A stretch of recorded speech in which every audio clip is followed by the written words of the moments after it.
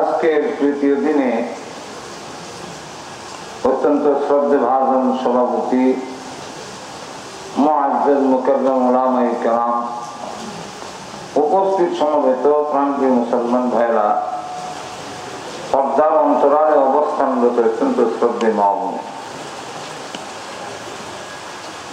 প্রতিকূল আবহাওয়া উপেক্ষা করে কোরআন হাদিসের আলোচনা শোনার জন্য আমাদেরকে যে তৌফিক দিয়েছেন, এই জন্য সর্বপ্রথমে আল্লাহ পাকের দরবারে শুকর আদায় করছি, আলহামদুলিল্লাহ।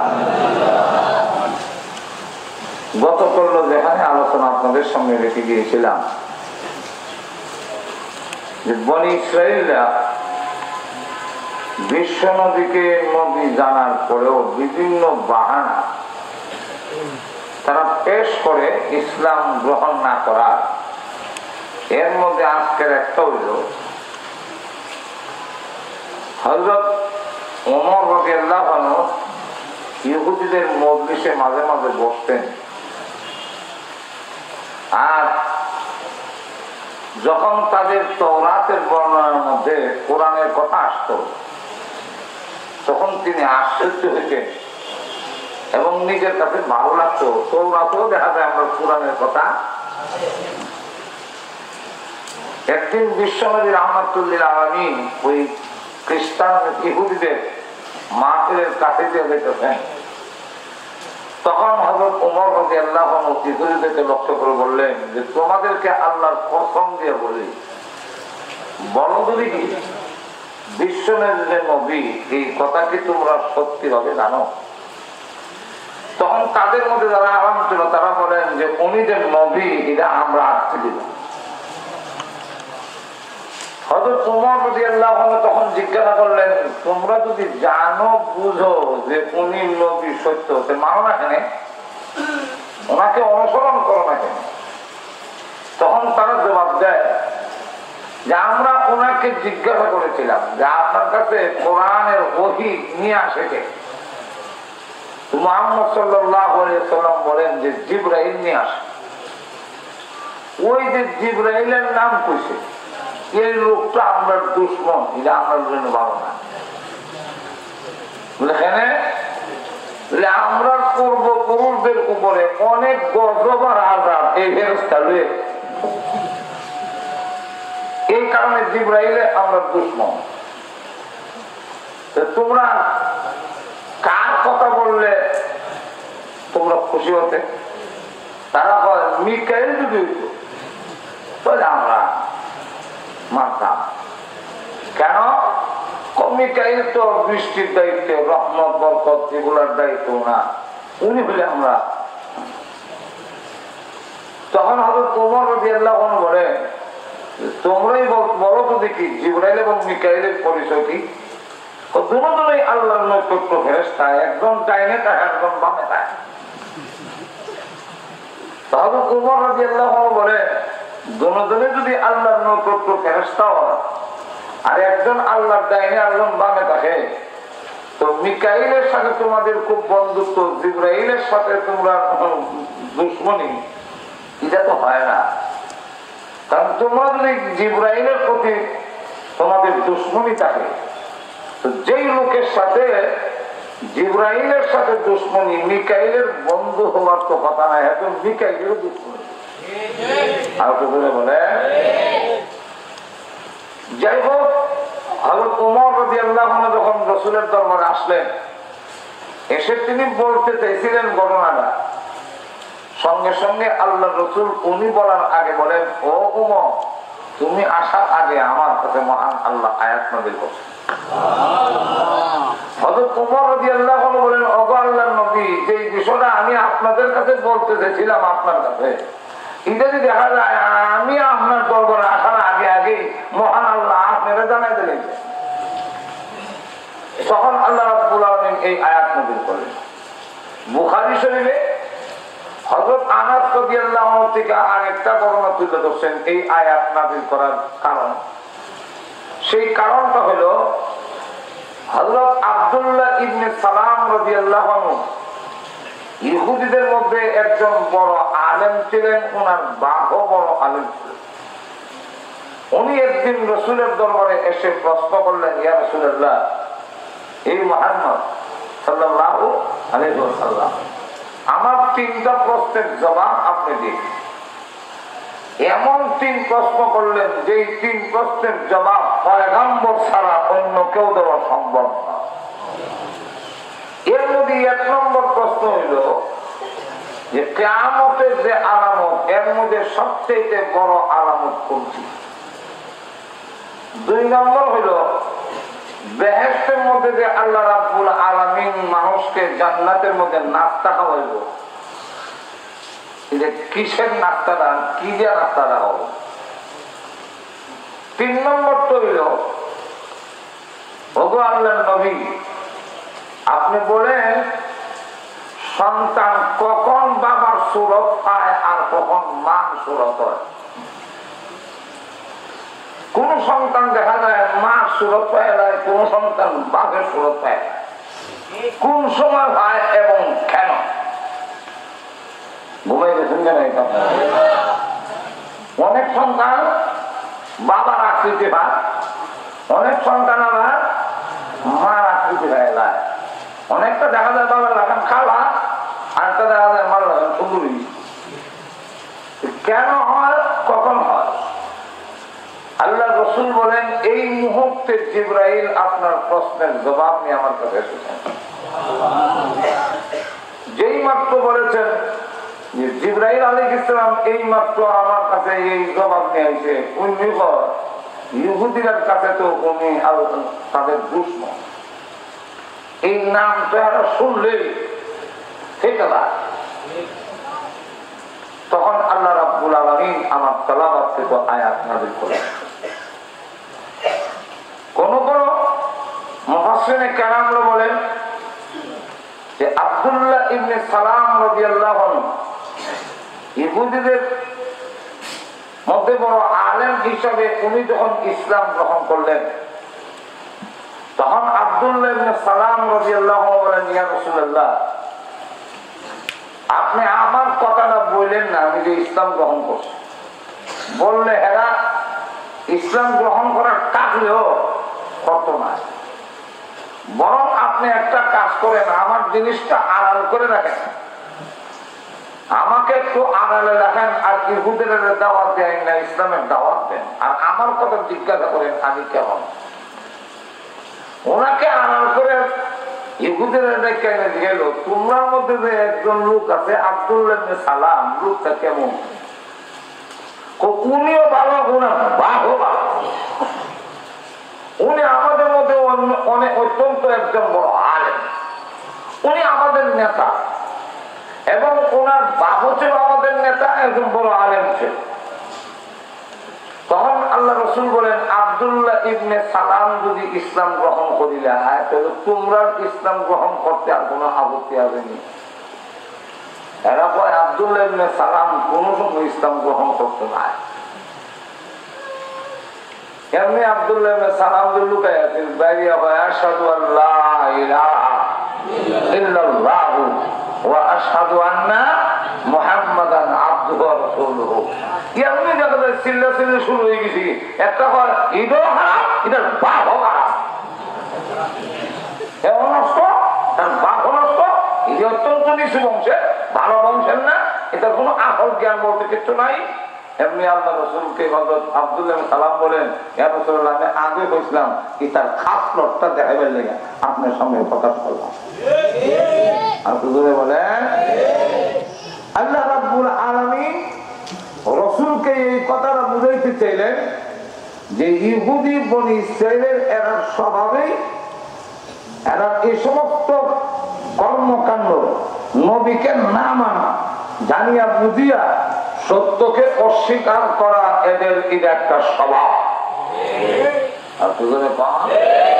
আল্লাহ রাব্বুল আলামিন তখন আয়াত নাযিল করে বলেন, হে রাসূল আপনি বলেন, কুল মান কানা আদুওয়াল লিজিবরিল, হে রাসূল আপনি বলেন, যেই ব্যক্তি নাকি জিবরাইল আলাইহিস সালাতু ওয়াস সালামের সাথে দুশমনি রাখে, জিবরাইলকে দুশমন মনে করে, ফাইন্নাহু নাযালাহু আলা কলবিকা বিইذنিল্লাহ।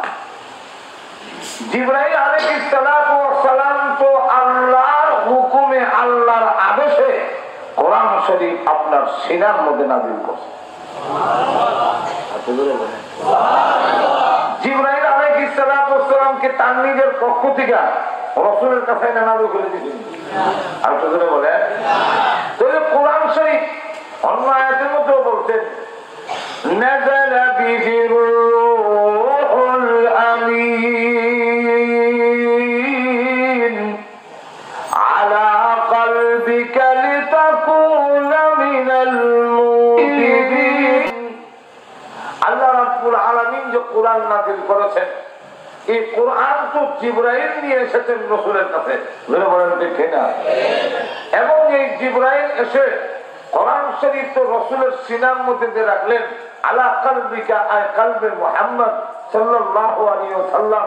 তো আলা কলবিকা এটা তো জিবরাইলের ইচ্ছায় নয়, বিইذনিল্লাহ, আল্লাহর হুকুমে।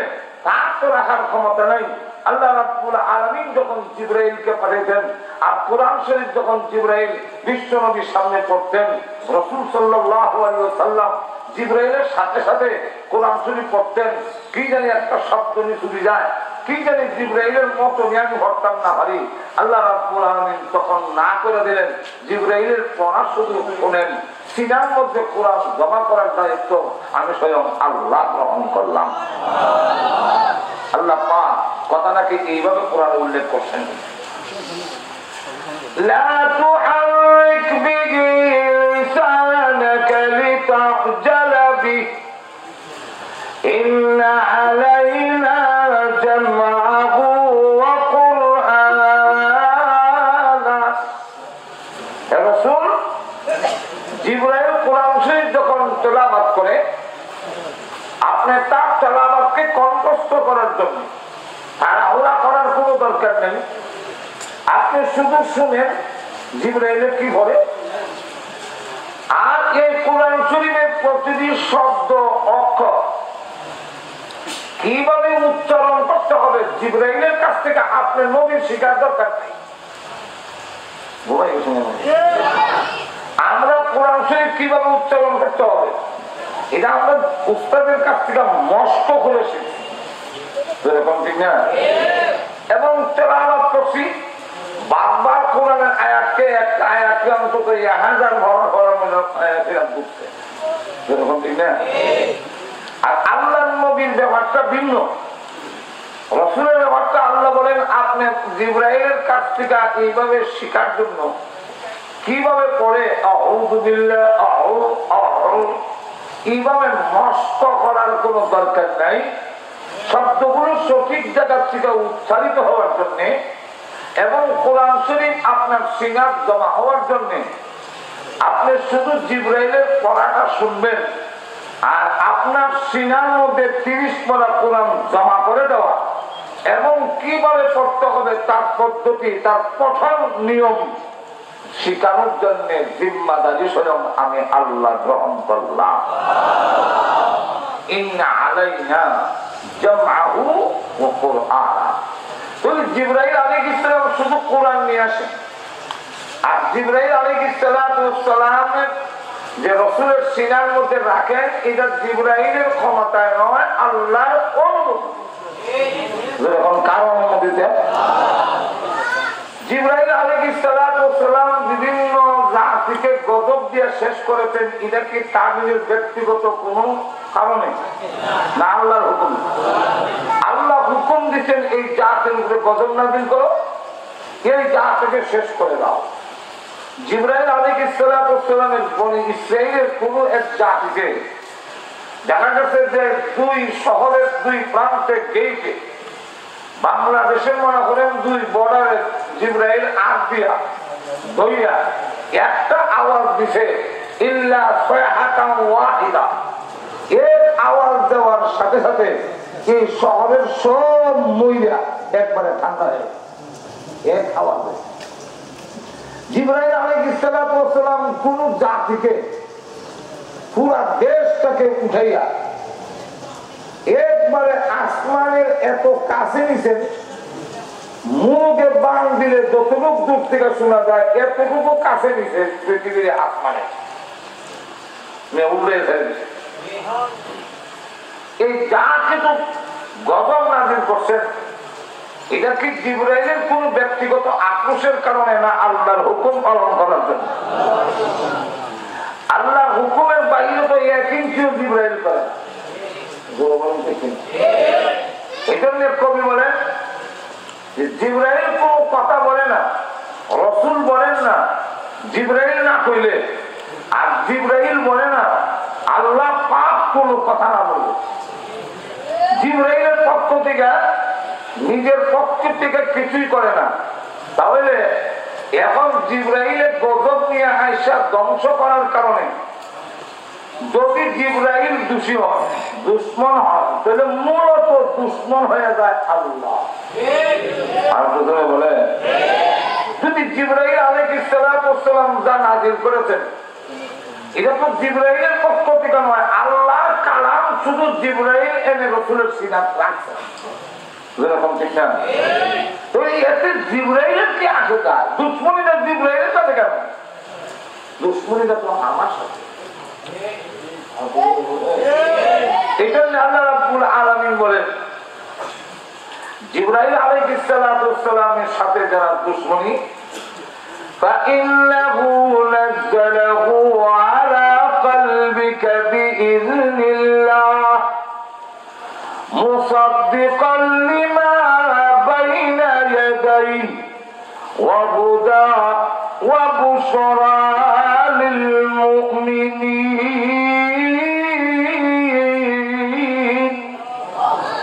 আল্লাহ রাব্বুল আলামিন কোরআন শরীফের কয়েকটা সিফত এই আয়াতের মধ্যে তুলে ধরছেন, যেগুলো আমার কালাম, আমার কথা, আমি নাযিল করেছি। জিবরাইল শুধু আপনার সিনার মধ্যে নিয়ে পৌঁছেছেন এবং এই কোরআন তাদের কাছে যে কিতাব আছে সেই কিতাবকে স্বীকৃতি দেয়, সত্য বলে কোরআন ঘোষণা দেয় এবং এই কোরআন হুদা গোটা জাতির জন্য পথ প্রদর্শক।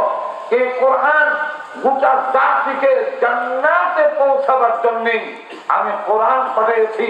এই কোরআন হলো গোটা জাতির জন্য রহমত, পথ প্রদর্শক। এই কোরআন তাকে জান্নাত পর্যন্ত পৌঁছায় দিবে। এই কারণে আমি আল্লাহ কোরআনকে পাঠাইছি। এই জন্য কোরআনের এক নাম হলো হুদা। কি নাম? হুদা। কোরআনকে যারা মানবে, কোরআনকে যারা ফলো করবে, সারা বিশ্ববাসীর জন্য এক আয়াত আল্লাহ বলছেন হুদাল লিল নাস। আল্লাহ রাব্বুল আলামিন বলেন গোটা মানব জাতির জন্য, বিশ্বের যত মানুষ আছে সকল মানুষের জন্য কোরআন হলো পথ প্রদর্শক। মানুকা না মানুষ পথ দেখায়। একজন লোকের কাছে আপনি জিজ্ঞাসা করলেন যে আমি এখান থেকে সিলেট কেমনে যাবো, তো লোকটা আপনাকে পথ বাতাই দিল। এই লোকের পথ বাতানোর মতে আপনি যদি না যান তাহলে তো যিনি পথ দেখালো তা সেটাই নয়। কোরআন শরীফ এইভাবে গোটা জাতিকে জান্নাত কোন পথে, জাহান্নাম কোন পথে, কি মানলে জান্নাতে যাওয়া যায়, কোনটা অমান্য করলে জাহান্নামে যাওয়া যাবে, কোনটা করলে পরে জাহান্নামে যায়, এই সবগুলো বাঁচায় দেওয়ার জন্যই কোরআন শরীফ হলো হুদা, গোটা মানব জাতির জন্য পথ প্রদর্শক, রাহমত। 3 নম্বর গুণ বলতেছে ওয়াবুশরা লিল মুমিনিন। কোরআন শরীফ হলো মুমিন যারা, কোরআনের প্রতি যারা বিশ্বাস স্থাপন করেছে, আল্লাহর প্রতি, আখিরাতের প্রতি যারা বিশ্বাস স্থাপন করেছে, কোরআন শরীফ যারা আল্লাহর পক্ষ থেকে নাযিল করা হয়েছে, রাসূলের কাছে যা এসেছে, এই সবগুলির প্রতি যারা ঈমান, যারা বিশ্বাস, এদের সুসংবাদ প্রদানকারী হলো কোরআন। কোরআন সুসংবাদ দেয় তুমি এই পথে যদি পরিচালিত হও, জান্নাতের নাজ নিয়ামত তোমার জন্য নির্ধারিত। আর কি বলে এই জন্য আল্লাহ রাব্বুল আলামিন বলতেছেন ওয়াহুদান ওয়া বুশরা লিল মুমিনিন। এখন সেই জিবরাইল আলাইহিস সালাম কোরআন নিয়ে আসে আপনার সিনার মধ্যে নাযিল করে আল্লাহর হুকুমে। তার কি কেন বাড়াবার ক্ষমতা নাই, কমাবারও কোনো ক্ষমতা নাই। আল্লাহ যা কোরআন নাযিল করেছেন এর পরিপূর্ণ একটা অক্ষর শব্দ বেষ্টন করেন নাই। জিবরাইল আলাইহিস সালাম রাসূলের সিনাত পৌঁছে দিয়েছেন। জিবরাইল আলাইহিস সালাম কোন জাতির প্রতি যদি কোন গজব আর কোন বিপদ নিয়ে আসেন, তো এই বিপদ গুলো সম্পূর্ণ আল্লাহর হুকুমে নিয়ে আসছেন। এখানে জিবরাইলের কোন ব্যক্তিগত কোন আক্রোশ নেই। জিবরাইল আলাইহিস সালাম বরং আল্লাহর হুকুম গুলো এত গুরুত্ব সহকারে পালন করে। জিবরাইল আলাইহিস সালাম বলেন এমন কঠিন হুকুম আমাকে দেওয়া হয়েছে, যে কঠিন হুকুম পালন করা একজনের পক্ষে বড় কষ্টকর, কিন্তু এর পরেও আমি আল্লাহর হুকুম যথাযথভাবে পালন করছি। যেমন ইব্রাহিম আলাইহিস সালাম যখন ছুরি হাতে নিয়ে ইসমাইলকে শুয়াইয়া আল্লাহু আকবার বলে ফেলছে, এমন সময় আল্লাহ আমারে হুকুম দিচ্ছেন, ও জিবরাইল তুমি জান্নাত থেকে একটা দুম্বা নিয়ে যাও আর লোহার টুকরা নিয়ে যাও। ইব্রাহিম আলাইহিস সালামের ছুরি পৌঁছার আগে আগে সেই লোহার টুকরাটা ইসমাইল আলাইহিস সালামের তুফান নিচে করে রাখবা। ইব্রাহিম ছুরি দিয়ে যতই পোষাবে আমার ইসমাইলের গলা যেমন কাটতে হয়।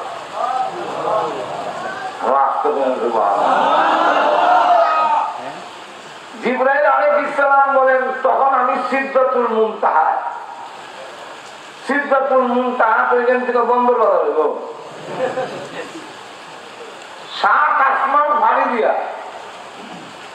সৃষ্টির শেষ সীমানায় একটা বিশাল বলিয়া। আল্লাহ রাসূল বলেন মেরাজের রাত্রিতে এই গাছটা আমি দেখে আসছি, এক একটা পাতা হলো হাতির কানের মতো, এক একটা বড়ই হলো বড় বড় মটকার মতো।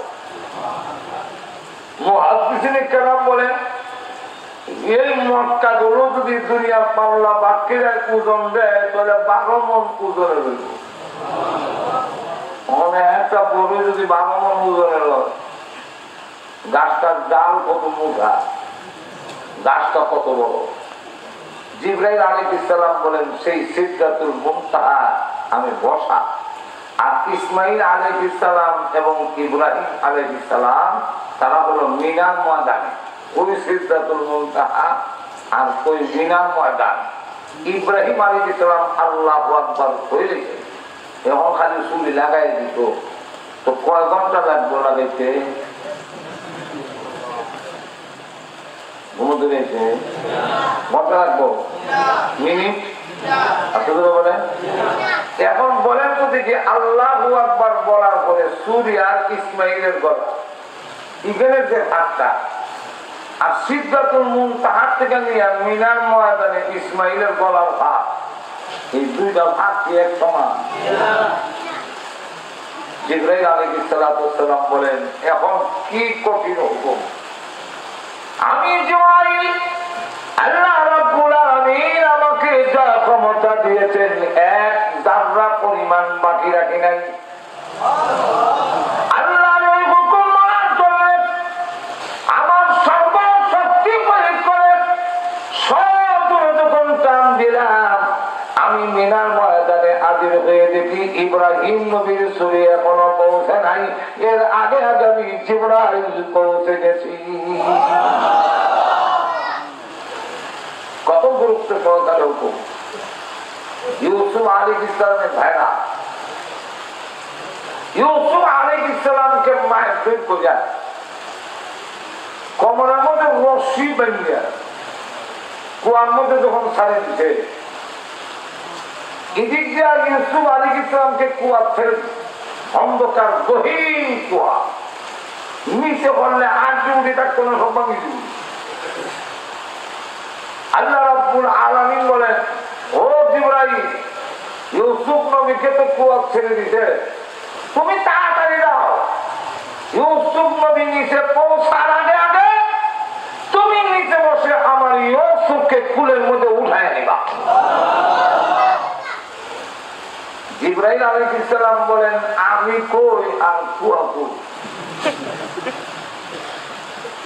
ও দুনিয়ার মানুষ, তোমরা জিন্দেগিতে কোনদিন তোমার সর্বশক্তি প্রয়োগ করে আল্লাহ রাব্বুল আলামিনের বিধান মানার জন্য কি কোনদিন তুমি এইভাবে চেষ্টা করেছ? আমি জিবরাইল আলাইহিস সালাম সবটুকু শক্তি এক যাররা পরিমাণও আমার শক্তি বাকি রাখে নাই। আমার শরীরের পশমে পশমে গাম বের হয়ে গেছে। আমি জিবরাইল সব দূরে সবগুলো পাকা ছেড়ে দিয়া টান দিলাম। কুয়ার দিকে পৌঁছে কি দেখি ইউসুফ নবী আসতেছে, এখনো এসে পৌঁছতে পারে না। এর আগে আগে আমি আমার ফুলের মধ্যে উঠাই নিলাম। 3 নম্বর জায়গা বলবো, আর কি করে বলে 3 নম্বর জায়গা আমার বিশ্ব নবীকে সাহেবের যুবকেরা পাহাড়ের উপরে উঠে গিরিপথের মধ্যে রাসূলকে যখন হামলা করেছে, আল্লাহ নবী চেষ্টা করে ও যখন শরীর মুবারক বাঁচাতে পারছেন না, 3 বার তিনি জমিনে বসেছেন এবং উঠেছেন। তারা জোর করে আবার নবীকে উঠাইছে। নবীজির শরীরে পাথরের আঘাত লেগে শরীর মুবারক থেকে কেটে যখন রক্ত প্রবাহিত হচ্ছে, আল্লাহ নবী বলেন ওরে দায়ের একটা কাপড় দিয়ে আমার শরীরের রক্তগুলো মুছে ফেল যাতে জমিনে না পড়ে। উনি বলেন আমি কাপড় দিয়ে রক্তগুলো যখন মুছতে লাগলাম, মুছতে মুছতে আমার কাপড়টা যখন একবারে ভিজে গেছে, আমি তখন আল্লাহ নবীকে লক্ষ্য করে বললাম ইয়া রাসূলুল্লাহ ইয়া হাবিবাল্লাহ, ওগো নবীজি আমার কাপড় তো এখন আর রক্ত তো সহন করে না, ওগো নবীজি এখন কি করব? আমি তাকায় দেখি আল্লাহর নবী নিজ হাতে এইভাবে রক্তগুলো মালিশ করতেছেন। আমি তখন বললাম, ইয়া রাসূলুল্লাহ, যে রক্ত শরীর থেকে বের হয়ে যায় মালিশ করলে এই রক্ত তো আর শরীরের ভিতরে ঢুকে না, আপনি কেন মালিশ করেন?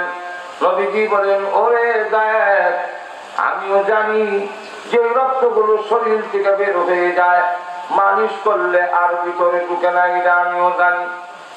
কিন্তু কেন মালিশ করে দাও আপনি? এই যুবকরা আমাকে চিনতে না পারলেও আল্লাহর জমিন আমাকে এবং আমার রক্ত চিনতে ভুল করবে না। এই জমিনে আমি বিশ্বনবীর রক্তের ওজন বহন করার মতো ক্ষমতা নাই। যদি জমিনে রক্ত বলে যায় এখনই ভূমিকম্প হইয়া তায়েফবাসী ধ্বংস হয়ে যাবে। তাই আমি কন্ট্রোল করার জন্য চেষ্টা করতেছি যাতে করে আমার রক্তের ফোঁটা তায়েফের এই জমিনও যেন না পড়ে। দেখা গেল বিশ্বনবীর শরীরের রক্ত আল্লাহ নবী বিশ্ব নবী রাহমাতুল্লিল আলামিনের পায়ের মোজানা টাইট হইয়া এক ফোঁটা রক্ত মুবারক পায়ের তলায় এসে গেছে, জমিনে পড়ে যাবে।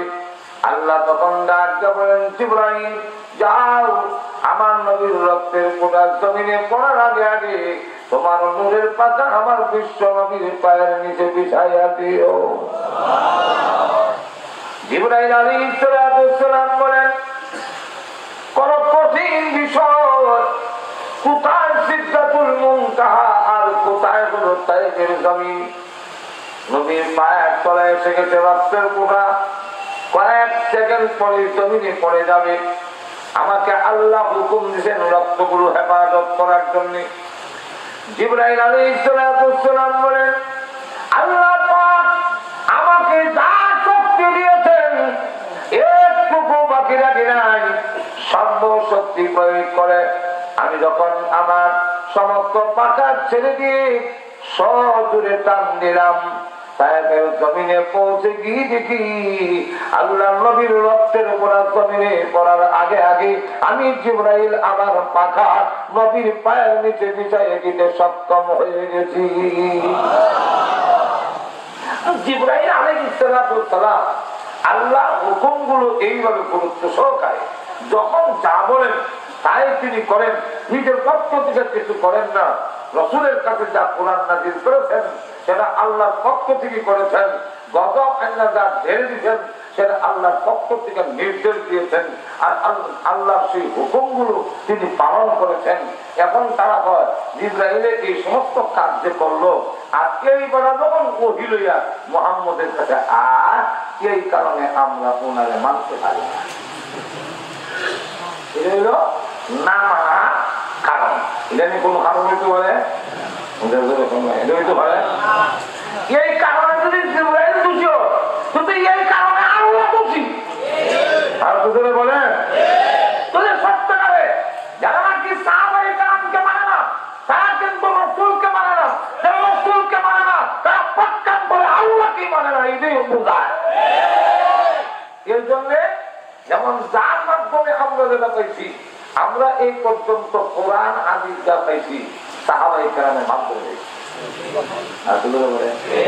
সাহাবায়ে কেরামের মাধ্যমে না, এখন সাহাবায়ে কেরাম দুশমন, আল্লাহ রাসূল বাড়া। এই কথা যদি কেউ বলে সাহাবায়ে কেরাম বিশ্বের সাথে তারাবি নামাজ পড়তেন, এটা তারা ভুল করতেন, আমরাও যেমন শুদ্ধ করে নেওয়া আসবে না।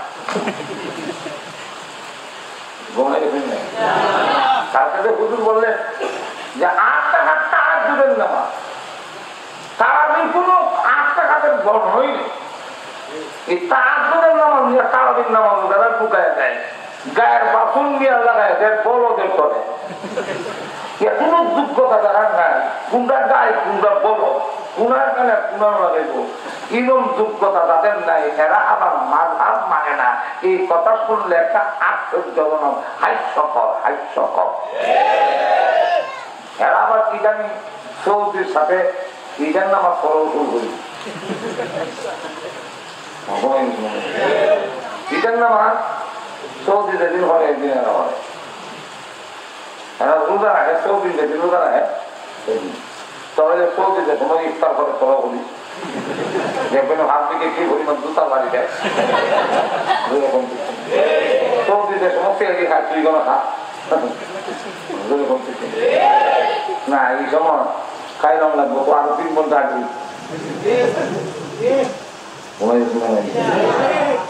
দেবো 3টা খাইতে আসি, খাইলাম আগে।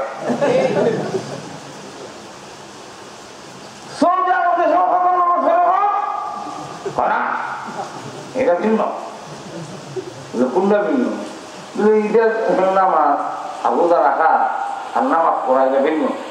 এটা যদি ভিন্ন তাহলে আল্লাহ রাসূল তো বলছেন সান দেখা রোজা রাখো, সান দেখা কেটা করো, ঈদ করো। ঠিক আছে, তোরা সান দেখ বলে না, সৌদি দেখছে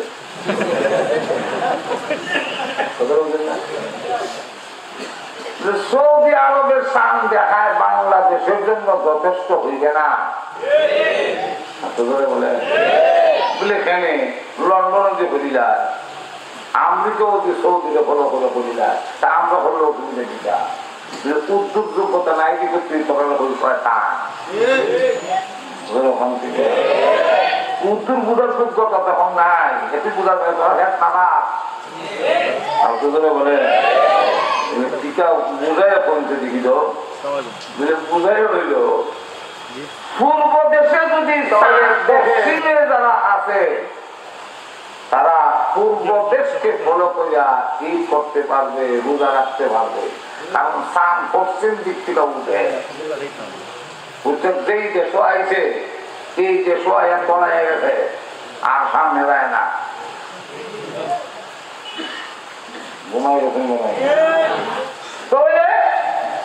বাংলাদেশও যদি সান উদয়, বাংলাদেশের পশ্চিমে যারা এরা ঈদ করিতে পারিবে, রোজা রাখতে পারবো। কারণ পশ্চিমের দেশ অতিবাহিত হইয়া ওই বাংলাদেশ হয়েছে, এটা না হইয়াই যারা। বলেন কিন্তু আমরা পূর্বে যারা আছে এরা পারবে না, তারই গেল গেছে তো হাত কাম নেই। পূর্ব দেশে দেখলে পশ্চিমে যারা আছে এরা পারবে, কিন্তু পূর্বে যারা পারবে না, সানি বিচার যায় না, এখানে যায়। সৌদি আরব আমরা দেশ থেকে পূর্ব দেশে না পশ্চিম দেশে বলে লন্ডন আমেরিকা সৌদি আরবের পশ্চিম দক্ষিণ কুড়া করছে, অতএব তারা করিলে তো ভাবে। কিন্তু আমরা তো পশ্চিম উত্তর দক্ষিণ কুড়াত না, আমরা পূর্বে। আর কুড়ে বলেন সৌদি আরব যেদিন সানাইছে বাংলাদেশে এখনো আইসই না, সুতরাং ঈদ হলো কিভাবে বুঝেতে পারছি মনটা গুলি যায়। আমরা যদি কোনো বুঝে এরা করলে আমরা করতাম পারতাম না, এরা সামনে ফেলে তোমার বুঝ হয় না, এরা সামনে সৌদির দেখা যদি শরীয়ত মধ্যে দেখা নিশ্চিত হয় তাহলে পশ্চিমেরা করিতে পারিবে, আর পূর্ব ওনারা করতে পারবে না। পূর্ব ওনারা দেখলে পশ্চিম ওনারা করিতে পারে, তাহলে বাংলাদেশ সম্পূর্ণ সৌদি আরবের পূর্বের একটি দেশ, সুতরাং এই দেশের চাপ আসেই নাই। অতএব তাদের দেখায় বাংলাদেশের কোন ঈদ করলে ঈদ হবে না, রোজা করলে সেটা রোজা হবে না। তারা নামাজ পড়তে রাজি না, বিশ্বাস বলছেন না, তো সাহাবাই কেরামের কথা আমরা মানি না। সাহাবাই কেরামের কথা যদি মানা আসতে হলে তোরা নবীও মানুষ না।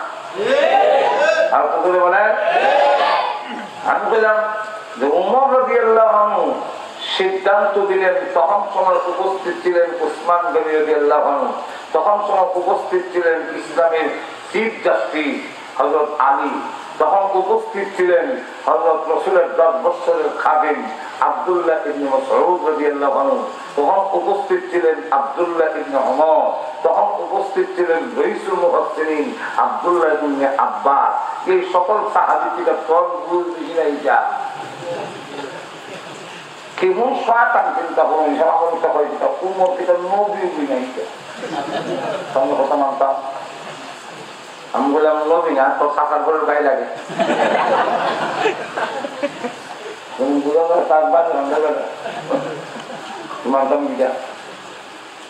আমি বললাম হ্যাঁ, নবুয়ত নাই, এই কারণে উমর নবী না। নবুয়ত যদি থাকতো উমর নবী হইত। আর কি করে বলে কুসাদের যেটা আমরা এখন ঠিক না। তাহলে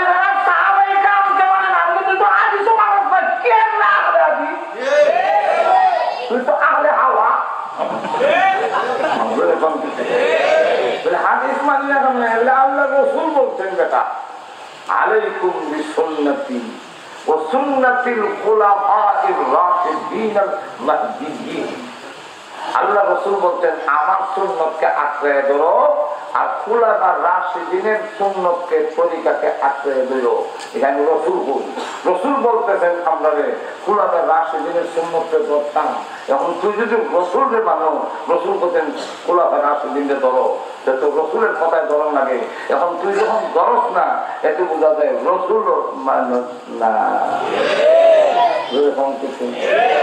আহলে হাদিসে হাদিস মানে না।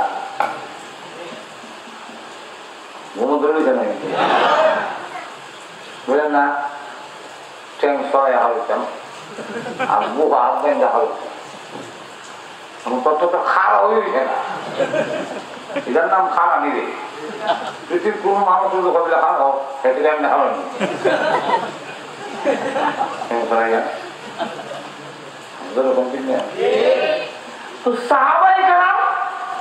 কোনটা আমরা মানবো?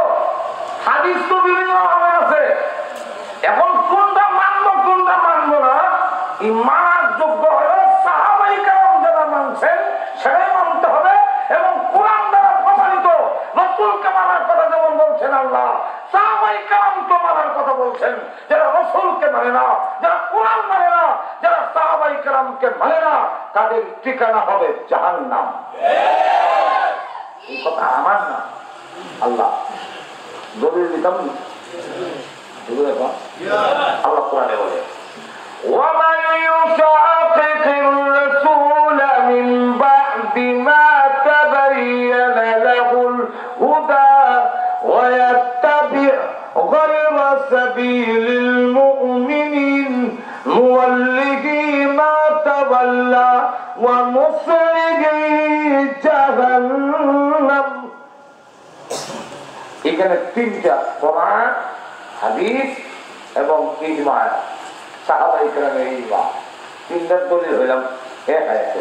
জানার কথা না, ইমাম শাফিঈ বলছেন। আল্লাহ বলেন, অসুবিধা হইতেছে না আপনারা? আল্লাহ বলেন ওয়া ইউশাকিকির রাসূলা মিন বাদি মা তাবায়্যানা লাহুল হুদা। কথাটা বুঝেন, হুদা মানে কোরআন। যে ব্যক্তি নাকি আমার রাসূলের খেলাফ উল্লেখ করে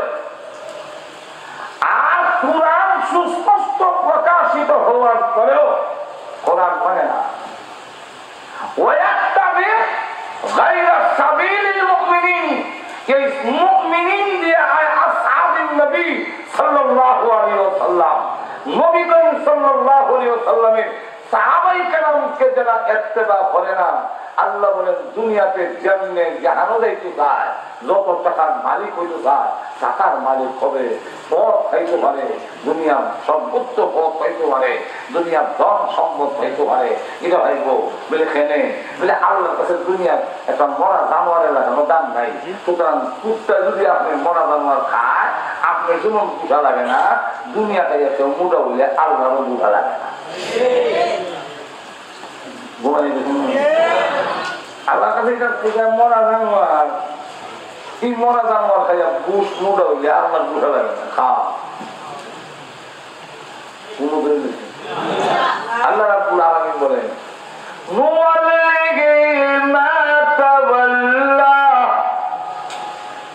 দুনিয়ার লাইনে যেই দিকে যাইতে যাইতে পারবো, কিন্তু জাহান্নাম পরিণাম হইল শেষে কই ঢুকবো? জাহান্নাম।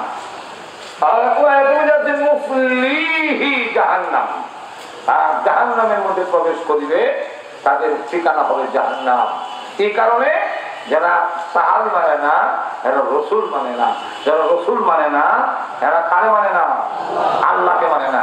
এই কথাটা আল্লাহ রাব্বুল আলামিন বলেন জিবরাইলের সাথে যারা দুশ্মনী এরা আমার সাথে দুশ্মনী, যারা আমার রসুলের সাথে দুশ্মনী এরা আসলে প্রকৃতপক্ষে আমার সাথে দুশ্মনী। আমার কোরআন যারা মানে না এরা প্রকৃতপক্ষে আমাকে মানে না। আর শুধু বলে এই কথাটা আল্লাহ এত মধ্যে বলতেছেন من كان عدوا لله وملائكته ورسله وجبريل وميكال فإن الله عدو للكافرين الله رب العالمين বলেন من كان عدوا لله যে ব্যক্তি নাকি আল্লাহর দুশমন, আল্লাহর সাথে দুশমনি করে আল্লাহর জন্য ওয়ামালাইকাতিহি আর সমস্ত ফেরেশতাদের সাথে এবং রসুলিহি নবী রাসূলদের সাথে আবার আলাদা উল্লেখ করে বলেন ওয়ামালাইকাতিহির মধ্যে জিবরাইলও আছে মিকাইলও আছে। যেহেতু জিবরাইল আর মিকাইলের নাম দুই বছর এই কারণে আল্লাহ মালাইকাতের ভিতর থেকে আবার ফেরেশতা জিবরাইল আর মিকাইলে আলাদা উল্লেখ করে হয় ও জিবরিলা ও মিকালা। এই জিবরাইল এবং মিকাইলের সাথে যারা দুশমনি রাখে বা ইন্নাল্লাহা আদুব্বুল লিল কাফিরিন, নিশ্চয়ই আল্লাহ হলেন কাফিরদের এই সমস্ত কাফিরদের হলো আল্লাহর সাথে তারা আল্লাহ তাদের দুশমন, কাফিরদের সাথে দুশমনি হলো মহান আল্লাহ রাব্বুল আলামিনের। সুতরাং নবী রাসূল ফেরেশতা এদের সাথে যারা দুশমনি রাখে প্রকাশ করে আল্লাহর সাথে দুশমনি রাখে। বলেন আমরা ইমান আনছি যে ইমানে মুফাসসিরের মধ্যে শুধু খালি আল্লাহর কথা কইনি না, আরো আছে আমানতু বিল্লাহি ওয়া মালাইকাতিহি ওয়া কুতুবিহি ওয়া রুসুলিহি। এইখানের মধ্যে প্রথম বললেন আমানতু বিল্লাহ, আমি আল্লাহর প্রতি ঈমান আনলাম, ওয়া মালাইকাতিহি ফেরেশতাদের প্রতি আমি ঈমান আনলাম, ওয়া মালাইকাতিহি ওয়া কুতুবিহি, কুতুব হলো কিতাবের বহুবচন, সমস্ত কিতাবের প্রতি ঈমান আনলাম, ওয়া রুসুলিহি রসুল হলো রসুলের বহুবচন, সমস্ত রসুলদের প্রতিও আমি ঈমান আনলাম। আল্লাহ রাব্বুল আলামিন বলে বলেন ওয়ালাকাদ আনজালনা ইলাইকা আয়াতিন বাইনাত ওয়া মা ইয়াকফুরু বিহা ইল্লাল ফাসিকুন।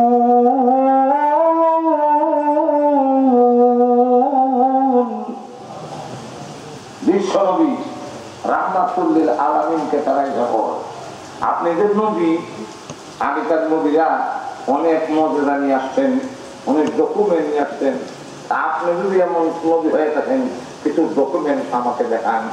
আল্লাহ রাব্বুল আলামিন তার জবাবে বলেন যে আমার নবী যে নবী তার সুস্পষ্ট আলামত একটা দুইটা নয়, অসংখ্য। এর মধ্যে সবচেয়ে বড় সুস্পষ্ট আয়াত হইল, সুস্পষ্ট নিদর্শন হইল আমি মহান আল্লাহর কালাম। বলেন আল্লাহ রাব্বুল আলামিন বিশ্ব নবীকে যত মর্যাদা দিয়েছেন এর মধ্যে সবচেয়ে শ্রেষ্ঠ মর্যাদা হলো কোরআন।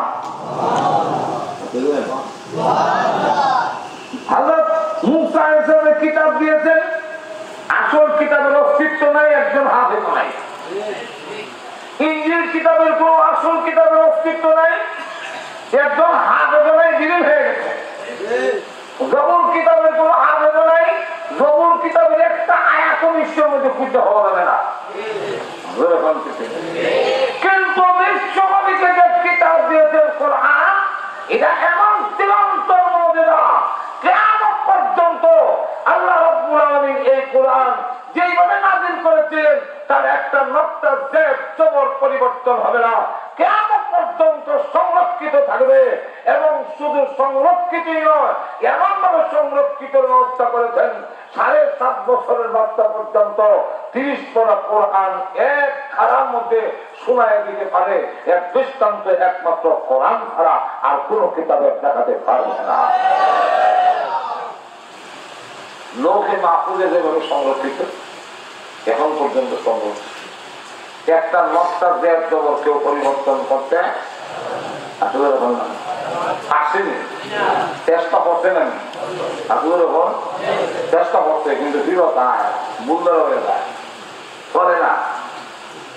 এক খ্রিস্টান কাজী হলে মুসলমান, তুমি কাজী হলে মুসলমান হলে না কেন, ও মুসলমান হওয়ার কারণ হইল ওইটা আমি আমার সুবিধা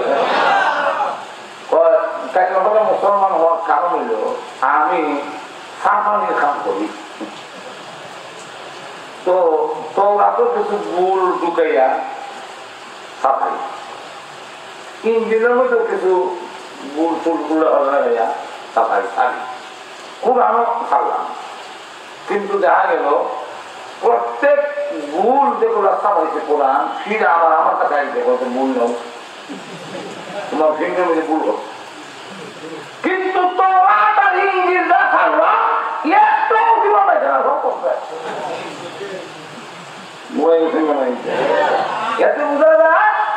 আল্লাহ কোরআন এটা রদ বদল করা যাবে না, তাকে সংশোধন করার মতো লক্ষ লক্ষ হাফেজে কোরআন দাঁড়াবে। এক বুজুর্গে পরীক্ষার লেগায় এক বাচ্চাদের লেগায় তুমি পিতা করবা, আমি কোরআন শরীফ পড়ি, একজন পড়ছি 6-12 বছর আম পাড়ার মুখস্থ করছি না, একটা সুর আমার শোনা গান এবার তাব্বাত ইয়াদা আবি লাহাব, হুজুরের পরীক্ষার লেগে বলা না, এটা তাব্বাত না, এটা তিব্বাত। তাব্বাত তিব্বাত সেটা হুজুর আমি কোরআন শরীফ দেখে মুখস্থ করছি, হুজুরের শোনাইছি তাব্বাত, তিব্বাত বল কোরআন শরীফে যদি তিব্বাত দেখো মানমানি তো দেখায় না। আল্লাহ বলে করছে কি তোর যদি এখন হ্যাঁ মাথা উল্টায় দেয় তিব্বাত, তখন যেটা মানুষ নেই বলা এটা ট্রেনকে চাপার মধ্যে মনে গল্প বলছে তাব্বাত মনে চাপার মধ্যে ট্রেনের মধ্যে তিব্বাত তাহলে অন্য কোরআন সবই কি বলনি মেনে না, যে আমার মনে কোরআন যদি দেখায় তখন যে কোরআন আনে তার সামনে ওই দেখে তিব্বাত। এই ছাত্রটা হয় কি লোকে মাহফুজের মধ্যে কোরআন শরীফ তাব্বাত লেয়া আল্লাহ বলে তখন কর তোমার যদি লোকে মাহফুজ তিব্বাত দেখে তার ইমান বাণী দেখায় কত চক্ষু বন্ধ কর, বন্ধ করতে পারে আল্লাহর বলি তাওয়াজ্জু দিছে তার কলবে, দিছে বলে কলবের চোখ খুলি তো দেখতেন লোকে মাহফুজ একটা বউ দেখা যায়নি, দেখা তো যায় বিশাল বউ সুরা তাব্বাতে আছেন দেখতেন সবাইছি দেখেন কি লেখা তিব্বাত লেখা, এখন মানুষ নেই বুঝলেন না, এখানে আল্লাহ পুরানো হয়েছে ফেরাস তারা লেখছে লোকে মাহফুজ, হ্যাঁ মনে হয় তাব্বাতের জায়গা তিব্বাত লেগে আল্লাহ কুরআনে বলছেন বিসুহুফিন মুকাররামা মারফুআতিন মুতাহহারা বিআইদি সাফা, ফেরাস তারা লেখছে তো তোমার তাব্বাতের জায়গা তিব্বাত লেগে রয়েছে।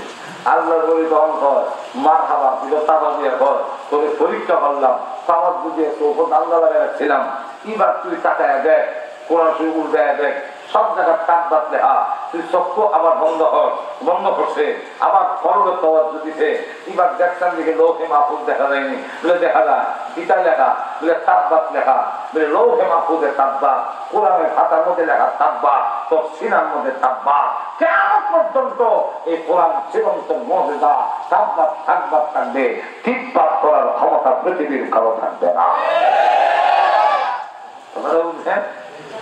এখন লক্ষ্য করে দেখেন মাঝে মাঝে ওরা চ্যালেঞ্জ করে, আল্লামা শাহ আব্দুল আজিজ মুহাদ্দিস জাহলভী রাহমাতুল্লাহের কাছে একবার এক খ্রিস্টান এসে যে আপনারা কিরাম সত্য না আমাদের বাইবেল সত্য, চলেন আপনি হলেন কে কোরআন শরীফ আনেন আর আমিও বাইবেলে না আগুন রাখি, কাঠটা আগুনে জ্বালা আর কাঠটা জ্বালায় না। তখন আব্দুল আজিজ মুহাদ্দিস দেহলভী অত্যন্ত আধ্যাত্মিক লোক ছিলেন। উনি বলেন এত বড় দৃষ্টতা এর সাহসটা হইল কই যে পিতা মানে আগুন রাখি দিত, এও জানে একটাতে বেজাল, কিন্তু এরপরও আগুন রাখার মতো সাহস হইল বলে আগুন রাখি দেই কাঠটা জ্বালায় দেখতাম। উনি তখন চক্ষু বন্ধ হইয়া ওনার অন্তরে ধরা পড়ে গেছে কি, তখন তিনি বললেন যে না, এইভাবে নয়, আমি আমার কোরআন বিশ্বাস করি, এই কোরআন যে মাইনা চলবে কোরআনে তাদের জাহান্নামের আগুন থেকে রক্ষা করবো, তাহলে আমি আমার কোরআন মুখে ধারণ করি, আর যে কোরআনে জাহান্নামের আগুন থেকে রক্ষা করবো, আমার বিশ্বাস এই কোরআনে দুনিয়ার আগুন থেকে রক্ষা করা কোনো ব্যাপার নয়। তুইও তোর বাইবেল বুক ধর, তুইও হর আর আমিও হয়ে যাই, দেখি কার কিতাবে কারে হেফাজত করে। এমন সময় এক কদম দুই কদম হইয়া হইয়া আস্তে আস্তে দিতে উঠছে দৌড়। আগেরটা সহজ আছে, আপনি মানলেন না, কি কঠিন সত্য তারা দিলেন দৌড় করার লেগে। এটা আবার হে মারা গেল যেখানে বুঝলে এর বাদ করে দৌড় বুঝলে হে এমন কাগজ দিয়ে এর কিতাবকে বার্নিং করে রয়েছে যে কাগজে আগুনে ধরে না। এটা আমার করা হচ্ছে পরে আমার আড্ডা দিব। এখন হে মনে করছে এই কাগজ দিয়ে এই তো বার্নিং করেছি, আমার কিতাব আগুনে দিল বলতো না, আর কোরআন শরীফ তো হাঁটার মধ্যে কাগজ লেখা দিলে আগুনে ধরে দিব, তখন হে বুঝে দিব যে কোরআন শরীফ সত্য নয়, বাইবেল সত্য। আমি চিন্তা করে দেখলাম শরীর তো আর ওই কাগজ দিয়ে প্যাকেটিং করছে না। আমার তো বিশ্বাস যে আল্লাহ কোরআনে এই ক্ষমতা আছে আগুন থেকে রক্ষা করা। এই মার্চে যে একটা গেছে, এর আগের মার্চ 22 তারিখ ব্রাহ্মণ বলে একটা আমত হয়ে গেছে, 22 মার্চ। তো সবগুলো বিল্ডিং পর্যন্ত ভাঙ্গা পুড়ে হলে সব নদীর পানি খালে পানি আছে, পানি সব রয়ে গেছে, গা করছি বড় অস্তিত্ব হয়ে গেছে।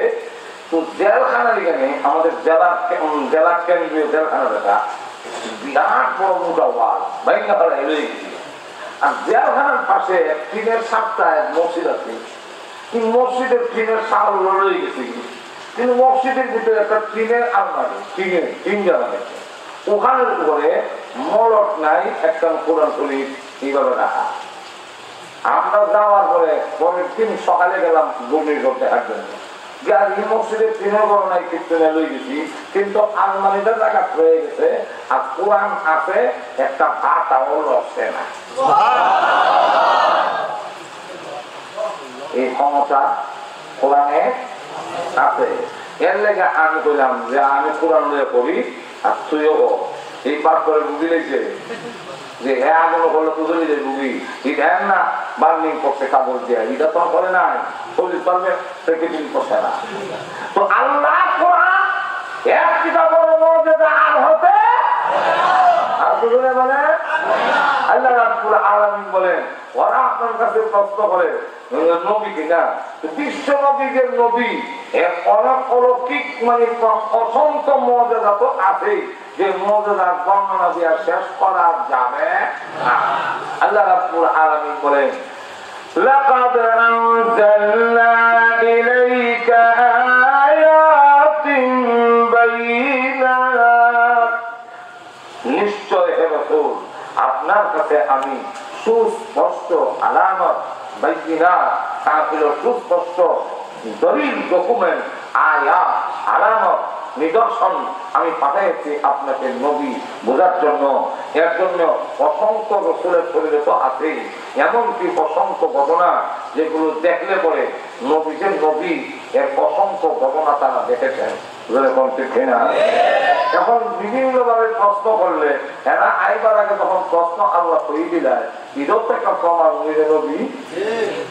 আর বলে উনিগুলা হয় সঙ্গে যেরকম ঠিক না, এরপরে আকাশের চাঁদ যে খণ্ডিত করে দেখাইল, এরপরে অসংখ্য ঘটনা যদি বলতে যাই, এর মধ্যে একটা হইল যে আল্লাহ রাসূল সাল্লাল্লাহু আলাইহি ওয়াসাল্লামের কাছে আসলো আপনি যে নবী, আপনি যে বিশ্ব নবী, এর একটা ডকুমেন্ট, এর একটা প্রমাণ আমরা দেখাই, মুদ্রা কবর থেকে জিন্দা করে দেখায়। আল্লাহ রসুল বললেন যে তোমার মুদ্রা দেখাইতাম, কারো উঠেতাম হোক, বলে আমার পুরী কবরের মধ্যে ঘুমে দিছে, তাহলে একটু জিন্দা করে দেখান তো। আল্লাহ রসুল বলেন তোমার পুরীর কবরটা তোমরা আমার দেখাই দাও। তো রসুলের দেখাই দিল আমার পুরীর কবর। রসুল দিয়ে পুরীর কবরের সামনে গেলা পর মহিলা মেয়েটা কবর থেকে উঠতেছে আর বলতেছে লাব্বাইকা ওয়া সাদাইকা ইয়া রাসূলুল্লাহ, আমি সাক্ষী দিতেছি আকাশের নিচে জমিনের উপরে আপনার থেকে শ্রেষ্ঠ পৃথিবীতে আল্লাহ কাউকে বানান নাই।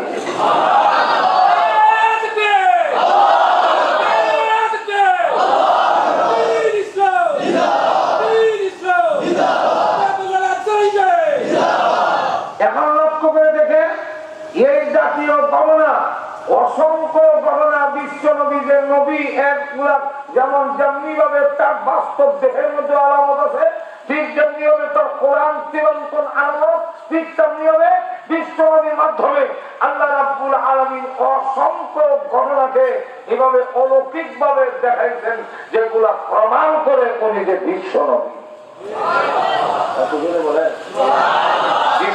পৃথিবীতে আসা পর থেকে শুরু করে যে সমস্ত ঘটনাগুলো ঘটলো, এগুলো সবগুলো হলো নবুয়তের দলিল, সবগুলো নবুয়তের দলিল। বিশ্ব নবী পৃথিবীতে আসার পরে আকাশের তার পর্যন্ত রসুলের ঘরের কাছে আসলো, তারকাগুলো ঘরের কাছে। আমেনা বলে আমি ইচ্ছা করলে হাত দিয়া তারকাগুলো ধরতে পারি, এত কাছে। আব্দুল মুত্তালিব বলে আমি ছিলাম খানায় কাবার কাছে, দেখি কাবা ঘরের দেওয়ালে মাঠে, আমি তাকাইলাম কি মাঠে, ও আরববাসীরা, ও কুরাইশরা, যার মাধ্যমে আল্লাহর গোলামিয়ত প্রতিষ্ঠিত হবে, সমস্ত মূর্তির পূজা উৎখাত হবে, সেই মুহাম্মদের আগমন আব্দুল্লাহর ঘরে ভাঙ্গা করে দেয়। আব্দুল মুত্তালিব বলে আমার জিন্দিগিতে কোনদিন দেখছি না কাবা ঘরের দেওয়ালে মাঠে। আমি একটু উকি দিয়া চাইলাম ঘরের পিতা উঠেছে, তাকায় দেখি কাবা ঘরের ভিতরে 360টা মূর্তি যে হারা হয়ে পেয়েছি, একটাও হারা নাই। হালিমাতুস সাদিয়া বলেন আমি যখন মুহাম্মদকে কুলে নিলাম, কুলে নিয়ে যখন নাকি রওনা দিব তায়েফের দিকে, কিন্তু আমার উট ঘুরে গেছে কি, উটনি ঘুরে গেছে কি কাবাগরের দিকে। কাবাগরের দিকে ঘুরিয়া কাবাগরের সাজদা দিল, এরপরে আমার উটনি মাথা উঠাইয়া এবার উটে মাথার ঘর। ও আরববাসীরা, যার মাধ্যমে আল্লাহর গোলামিয়ত প্রতিষ্ঠিত হবে, মুক্তির উপরে আরব দেশ থেকে উৎখাত হয়ে যাবে, সেই মুহাম্মদ আমার দিকে আরোহণ করেছে। শুধু তাই না, আল্লাহ রাসূল সাল্লাল্লাহু আলাইহি ওয়াসাল্লাম অসংখ্য প্রাণীর দিয়ে কথা বলেছেন, প্রাণী সাক্ষী দিচ্ছে যে মুহাম্মদের নবী। আল্লাহ রাব্বুল আলামিন তাই বলেন, ওয়ালাকাদ আনজালনা ইলাইকা আয়াতিন বাইনাত ওয়া মা ইয়াকফুরু বিহা ইল্লাল ফাসিকিন। আল্লাহ রাব্বুল আলামিন বলেন যারা পাপিষ্ঠ, যারা পাপিষ্ঠ এরাই একমাত্র আপনার আমার দেওয়া সেই সমস্ত সুস্পষ্ট দলিল ডকুমেন্ট আয়াতগুলো নিদর্শনগুলো অস্বীকার করতে পারে। যারা পাপিষ্ঠ, যারা পাপাচার ছড়ায়, এরা তারা আমার এগুলাকে কেউ অস্বীকার করে না। আপনাদের বলেন, এরপরে বলতেছেন আল্লাহ রাব্বুল আলামিন,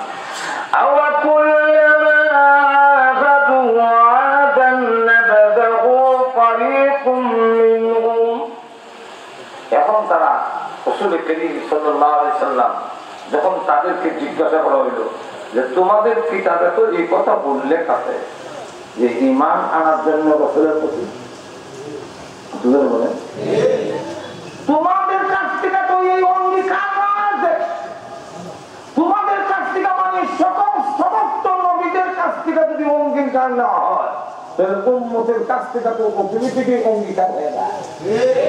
আর সমস্ত নবীদের কাছ থেকে আল্লাহ রাব্বুল আলামিন অঙ্গীকার নিয়েছেন রূহের জগত। অন্য আয়াতের মধ্যে আল্লাহ বলছেন সেই অঙ্গীকারটা কি? হযরত আদম আলাইহিস সালাম থেকে নিয়ে ঈসা আলাইহিস সালাম পর্যন্ত সমস্ত নবীদের জামাত ছিল সেখানে, সমস্ত নবীদের রূহ। আল্লাহ তখন জিজ্ঞাসা করেছিলেন যে সেই নবী, বিশ্ব নবী মুহাম্মদ সাল্লাল্লাহু আলাইহি সাল্লাম যদি তোমাদের কাছে যায় তাহলে তোমরা লা তুমিনুন্না বিহি ওয়া লা তানসুরুন্না, তার প্রতি ঈমান আনবে এবং তাকে সাহায্য করবে কিনা, যদি করো তাহলে তোমাদেরকে নবুয়ত দেওয়া হবে, আর যদি তোমরা এই কথা না মানো নবুয়ত দেওয়া হবে না। প্রস্তাব দিয়া আল্লাহ জিজ্ঞাসা করেন ক্বালা আ'আকরারতুম, তোমরা কি আমার প্রস্তাব মানছো? সমস্ত পয়গম্বরদের রূপ জবাব দিল ক্বালু আ'করারনা, আমরা মানলাম, মেনে নিলাম। আল্লাহ বলেন মেনে নিলাম এই কথাটা বললেই ছেড়ে দিলাম না, আমি আল্লাহ আরো বলে দেই ক্বালা ফাশহাদু ওয়া আনা মা'আকুম মিনাশ শাহিদিন। আল্লাহ রাব্বুল আলামিন বলেন তোমরাও সাক্ষী থাকো আর আমি স্বয়ং আল্লাহ তোমাদের সাথে সাক্ষী রয়ে গেলাম। তো ওদেরকে যখন বললেন সমস্ত নবীদের কাছে অঙ্গীকার নেওয়া হয়েছে, তো আল্লাহ বলতেছেন যে তোমাদের কাছে যে এই অঙ্গীকার নেওয়া হলো, যখন স্মরণ করে দিলেন রাসূলের মাধ্যমে, তো কিতাবে তো এই অঙ্গীকার করা হয়েছে যে বিশ্ব নবীর প্রতি ঈমান আনবে, বিশ্ব নবীকে সাহায্য করবে। এখন ঈমান আনাটা জেনে তখন তারা কয় কিটা এই জাতীয় কোনো ওয়াদা আল্লাহ তো দেয় না। আল্লাহ এর জবাবে বল আওয়া কুল্লামা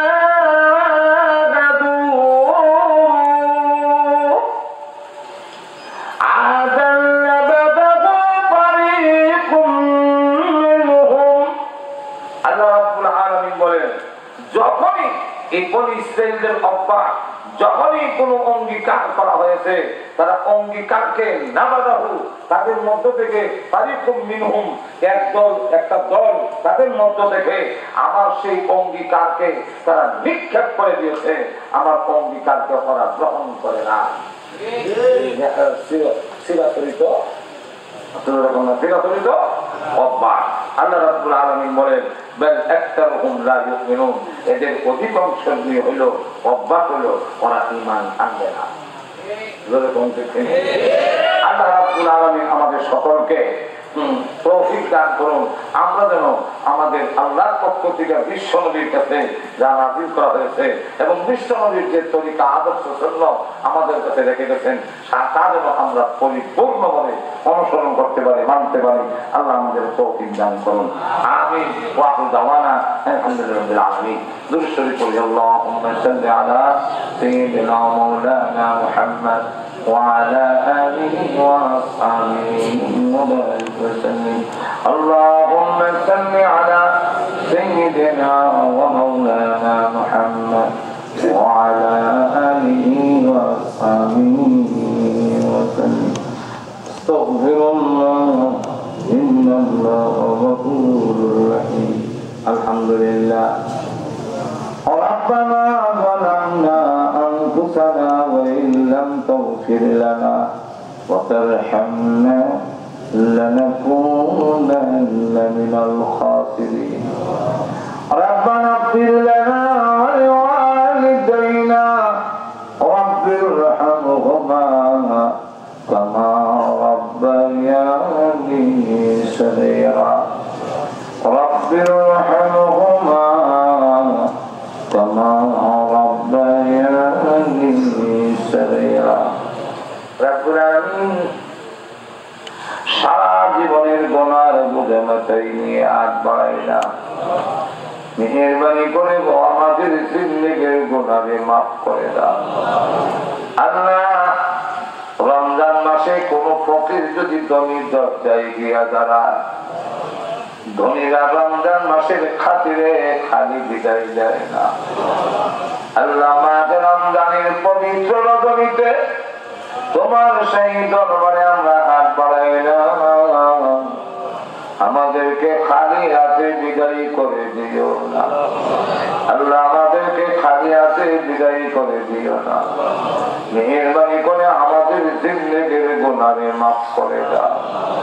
ও আল্লাহ, আমাদের জীবনের কত সাথী পৃথিবী থেকে বিদায় হয়ে গেছে, জানি না কোন দিন জানি আমাদের গায়েও কাপড়ের কাপড় লেগে যায়।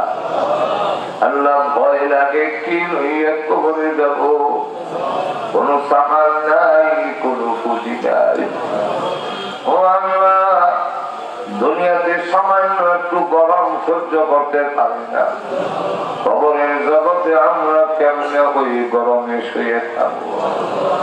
আল্লাহ, দুনিয়াতে সামান্য একটা মশার কামড় সহ্য করতে পারি না, তোমার রাসূল বলেছেন কবরে ৯৯টা সাপ দেওয়া হবে। আল্লাহ, ওই সাপ বিচ্ছুর করে কিরামাতের করে। আল্লাহ, আমাদেরকে আল্লাহ তুমি মেহেরবানি করে যেদিন আমাদের কবরে রেখে দেওয়া হবে, আমাদের কবরে জান্নাতের বাগান বানাইয়া দিও। আল্লাহ, কিয়ামতের মাঠে আমাদের তুমি গুনাহগার বলে ডাক দিও না। আল্লাহ, যেমনি ভাবে তুমি আমাদের উপরে ইহসান করেছো, অনুগ্রহ করেছো, দুনিয়াতে আমাদের গুনাহগুলো প্রকাশ করো নাই। আল্লাহ, আমাদের গুনাহগুলো প্রকাশ করে সমাজে আমরা অপমান করো নাই। ঠিক তেমনি ভাবে কিয়ামতের মাঠে আমাদের গুনাহগুলো ডাইকা রাখো, প্রকাশ করে আমরা আর অপমান করো না। আল্লাহ, যেদিন মাথার কাছে সূর্য এসে যাবে, নিচের জমিন তামা হয়ে যাবে, জাহান্নামের আগুনের গরমে কলেজা শুকাইয়া গলা কাটা মুরগির নাই চটপট করতে থাকবে, পানি পানি বলে চিৎকার দিয়ে থাকবো। ওই দিন কিয়ামতের মাঠে বিশ্ব নবীর হাতের আউযে কবুতরের পানি পান করায়। আল্লাহ, যদি মা পর্যন্ত ছেলেকে পরিচয় দিবে না, ও আল্লাহ, একে অন্যকে পরিচয় দিবে না, জিজ্ঞাসাও করবে না। আল্লাহ, ওই কিয়ামতের মাঠে আমাদের সকলের জন্য বিশ্ব নবীর সুপারিশ নসিব করে দিও। আল্লাহ, জাহান্নামের আগুনে তুমি যদি দাও গো, তোমার কোনো লাভ হবে না। আমাদের যদি মাফ করে দাও, তোমাকে জিজ্ঞাসা করার ক্ষমতা কারো নাই। আল্লাহ, জাহান্নামের আগুনে না দিয়া মেহেরবানি করে আমাদের তুমি মাফ করে দিও। আমরা যে উদ্দেশ্য চলেছি প্রত্যেকের আশা পূরণ করে দাও। আমাদের মধ্যে যারা অসুস্থ বিমারী, আল্লাহ তুমি সেবা করে দাও। আমাদের আল্লাহ গুলোরে পাক্কা নামাজি দিনদার বানায়া দাও। আল্লাহ, আমাদের স্ত্রী সন্তানকে তুমি হায়াতে তাইয়্যিবা দাও। আল্লাহ, এই এলাকার নারী পুরুষ সব নামাজি বানায়া দাও। আল্লাহ, তিনি তাফসীরের আয়োজন যিনি করেছেন, শোনার জন্য যেই ভাইরা এসেছেন, ও আল্লাহ তাকায় দেখো, সারাদিন রোজা রাখার পরে, আল্লাহ লম্বা নামাজ আদায় করার পরে, আল্লাহ এক দৃষ্টি উপেক্ষা করেও তোমার যেই বান্দারা মাহফিলে চলে এসেছে, আল্লাহ তাদের জাহান্নামের আগুনে জ্বালায়ো না, জাহান্নামের আগুন হারাম করে দিও। কোরআনের খাতিরে আমাদের সকলের জন্য জান্নাত ওয়াজিব করে দিও। আল্লাহ, এই কোরআন মাহফিল কিয়ামতের মাঠে আমাদের জন্য নাজাতের ওসিলা বানাইয়া দিও। আল্লাহ, আমাদের পক্ষ থেকে আল্লাহ কোটি দরুদ ও সালাম সোনার মদিনা পৌঁছাইয়া দাও। যত মুমিন মুমিনাত কবরে ঘুমাইতেন সকলের কবরের আযাব মাফ করে দাও আল্লাহ। বিশেষ করে আমরা আজ বানাইলাম জানি না বুকার মা নাই কারাবা নাই আল্লাহ, আমরা মা বাবার কবরে আযাব দিও না আল্লাহ, মা বাবার কবরে আযাব দিও না। ও আল্লাহ, সন্তান হইয়া বাড়াইলাম, আমরা মা বাবার কবরে জান্নাতের বাগান বানাইয়া দাও রব্বুল আলামিন। আমাদের দাদা দাদি নানা নানি শ্বশুর শাশুড়ি আত্মীয় স্বজন যে যেখানে কবরে ঘুমাইয়াছেন সকলের কবরের আযাব মাফ করে দাও আল্লাহ। আমাদেরকে মক্কা মদিনা বারবার জিয়ারত করার তৌফিক দাও। তোমার নবীজির নূরানি চেহারাখানা একবার আমাদের দেখাইয়া দাও গো আল্লাহ। ও আল্লাহ, এমন সব পৃথিবীতে পাঠাইয়াছ, জীবনে কত আলোচনা তোমার নবীর করলাম, কিন্তু আমরা অনেকেই তোমার নবীর নূরানি চেহারা দেখি না আল্লাহ। স্বপ্নের মাধ্যমে তোমার নবীর নূরানি চেহারাখানা আমাদের সব দেখাইয়া দাও আল্লাহ তাআলা। যেদিন মরণ দাও ঈমানের সাথে মরণ দিও আল্লাহ। বেঈমান মানে আমরা কবরে নিও না। মুমিন কোলে জন্ম যখন করিয়াছ দান, মুমিন কোলে জন্ম যখন আল্লাহ করিয়াছ দান, মরণকালে সঙ্গের সাথী রাখিও, মরণকালে সঙ্গের সাথী রাখিও। ربنا تقبل منا إنك أنت السميع العليم وتب علينا إنك أنت التواب الرحيم آمين آمين برحمتك يا أرحم الراحمين.